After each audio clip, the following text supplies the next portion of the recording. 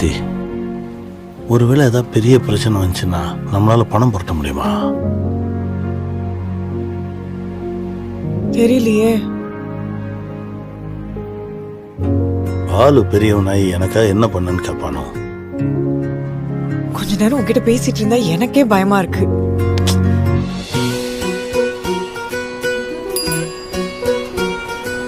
அடடா அடடா அடங்காம நெஞ்சிலான. ஏண்டா மோனே, பேசாம எனக்கு லீவை போட்டு ஊர் சுத்துமா? பா நீ அறிவாளிப்பா. அங்க சொல்லு. நீங்க நிறைய வாங்கிருக்கீங்களா செல்வம்? அதெல்லாம் வெளியே சொல்ல முடியாது சார். மேரேஜ் ஆனப்ப என்ன சொன்ன? வீடு வாங்கி தரேன்னு நீ சொன்னியா இல்லையா? இடத்த வாங்குற, வீட்டை கட்டுறோம். நீ ஆசைப்பட்ட மாதிரியா? யார்கிட்ட கடன் வாங்க?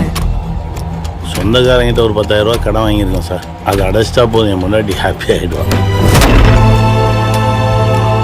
ஆசைப்பட்டது நீ, அந்த ஆசையை மண்டையில ஏற்றி விட்டு என்ன கிறுக்காக்குனது நீ.